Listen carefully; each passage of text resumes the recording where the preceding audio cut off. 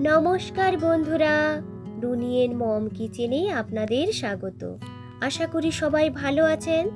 আজ আমি আপনাদের সঙ্গে শেয়ার করব দুর্দান্ত স্বাদের হাতে মেখে লাউ ও মসুর ডালের একটি নতুন ধরনের রেসিপি। খুব সহজ পদ্ধতিতে বানানো ভিন্ন স্বাদের লাউয়ের এই রেসিপিটি খেতে অসম্ভব টেস্টি হয়। ভাত ও রুটি দুটোর সাথেই খেতে দুর্দান্ত লাগে। আশা করছি আজকের এই রেসিপি আপনাদের ভালো লাগবে, তাই ভিডিওটা স্কিপ না করে পুরোটা দেখার অনুরোধ রইল। আজকের এই ভিডিওটা যদি আপনাদের ভালো লাগে তবে অবশ্যই একটা লাইক দিয়ে দেখে নেওয়ারও অনুরোধ রাখলাম। তো চলুন দেখে নিন আজকের এই রেসিপি। এখানে আমি একটা বড় বোল নিয়ে নিয়েছি। এই বোলটার মধ্যে দিয়ে দেব লম্বা লম্বা করে কেটে রাখা লাউয়ের টুকরোগুলোকে। একটু নরম ধরনের লাউ দিয়ে রেসিপিটা বানালে খেতে একটু বেশিই ভালো লাগে। এরপর এর মধ্যে দিয়ে দেব একই রকমভাবে লম্বা লম্বা করে কেটে রাখা একটা মিডিয়াম সাইজের আলু। আপনারা চাইলে এখানে আলুটাকে স্কিপও করতে পারেন। এরপরে এর মধ্যে দিয়ে দিচ্ছি একটা মিডিয়াম সাইজের স্লাইস করে কেটে রাখা পেঁয়াজ। সাথে ঝালের জন্য দিয়ে দেব একটা লঙ্কা কুচি। ঝালের পরিমাণটা আপনারা আপনাদের প্রয়োজন মতো কম বেশিও করে নিতে পারেন। এর মধ্যে দিয়ে দিলাম মিডিয়াম সাইজের একটা টমেটো কুচি, হাফ টেবিল চামচ হলুদ গুঁড়ো, সামান্য একটু লঙ্কার গুঁড়ো, হাফ টেবিল চামচ ধনে গুঁড়ো, আর দিয়ে দিচ্ছি হাফ টেবিল চামচ জিরে গুঁড়ো। এখানে আমি নিয়েছি হাফ বাটি মতো মুসুরির ডাল। ডালটাকে আগে থেকে ভিজিয়ে রাখার কোনো দরকার নেই, ভালো করে জল দিয়ে ধুয়ে নিলেই হবে। ধুয়ে নেওয়া ডালটাকেও নিয়ে নেব ওই সবজিগুলোর সাথে। এরপর এর মধ্যে দিয়ে দিলাম পরিমাণ মতো নুন, আর সব শেষে এর মধ্যে দিয়ে দেব 1 টেবিল চামচের মতো সরষের তেল। এখানে আমার সবকিছু মশলা দেওয়া হয়ে গেছে।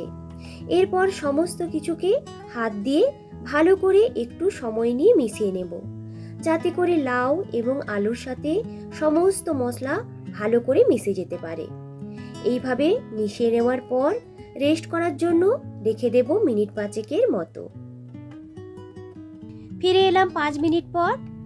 একটি প্যানের মধ্যে নিয়ে নিলাম সামান্য একটু সরষের তেল।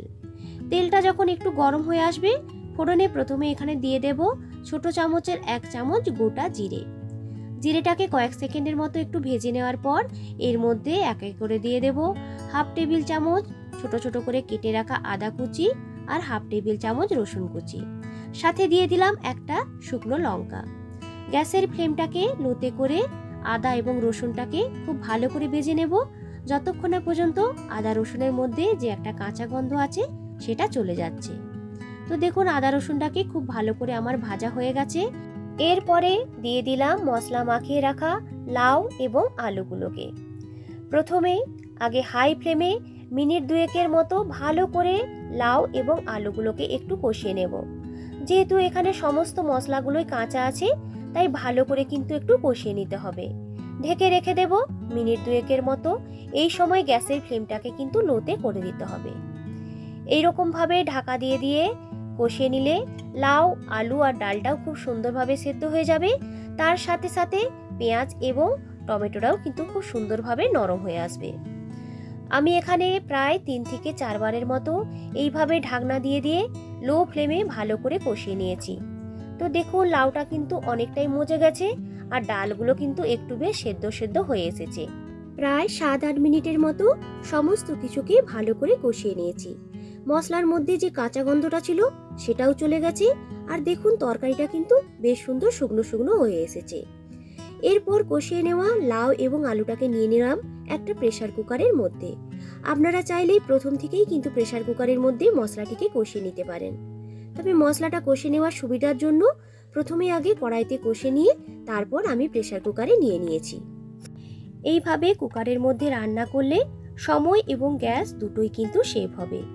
যে বাটিটার মধ্যে লাউ এবং আলুটাকে ম্যারিনেট করে রেখেছিলাম, সেই বাটি ধুয়ে কিছুটা পরিমাণ জল দিয়ে দেব ওই কুকারটার মধ্যে।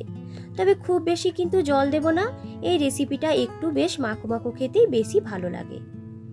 লাউয়ের মধ্যে যে জল আছে সেই জলেই কিন্তু ডালটা খুব ভালোভাবে সেদ্ধ হয়ে যাবে। এরপর প্রেসার কুকারে ঢাকনাটা লাগিয়ে দিয়ে অপেক্ষা করব 2টো সিটি আসার জন্য। এরপরে কুকারটিকে পুরোপুরি ঠান্ডা করে নেওয়ার পরই কিন্তু খুলে নেব। তো দেখুন কুকারটা পুরোপুরি ঠান্ডা করে নিয়েছি। ঢাকনাটি খোলার সঙ্গে সঙ্গে বেশ সুন্দর একটা গন্ধ কিন্তু বের হয়েছে। এখানে আমি 2টো সিটি দিয়ে দিয়েছিলাম, তাতেই দেখুন ডাল এবং লাউটা কিন্তু খুব ভালো করে সেদ্ধ হয়ে গেছে। এর মধ্যে দিয়ে দেব সামান্য একটু গরম মশলার গুঁড়ো আর দিয়ে দেব একটু ঘি। গরম অবস্থাতেই ডালটির মধ্যে এইভাবে ভালো করে মিশিয়ে নেব। তাহলেই কিন্তু তৈরি হয়ে যাবে আজকের এই হাতে মেখে লাউ এবং মসুর ডালের রেসিপি। তো দেখুন কতটা সুন্দর দেখতে হয়েছে। গরম গরম ভাত কিংবা রুটির সাথে এই রেসিপিটা খেতে কিন্তু দুর্দান্ত লাগে। একবার এইভাবে বানিয়ে দেখুন যে কতটা টেস্টি হয় খেতে। তো বন্ধুরা, আজকের এই রেসিপিটা আপনাদের কেমন লাগলো কমেন্ট করে অবশ্যই কিন্তু আমাকে জানাবেন। যদি আজকের এই রেসিপি আপনাদের ভালো লাগে একটা লাইক ও শেয়ার করার অনুরোধ রইল। আমার চ্যানেলে নতুন বন্ধুদের অনুরোধ রাখলাম চ্যানেলটিকে সাবস্ক্রাইব করে সাথে থাকার জন্য। আমিও তাদের সাথে থাকব। পুরনো বন্ধুদেরকে অসংখ্য ধন্যবাদ জানিয়ে আবারও হাজির হব নতুন কোনো দিন নতুন কোনো রেসিপি নিয়ে। আজকের মতো টাটা।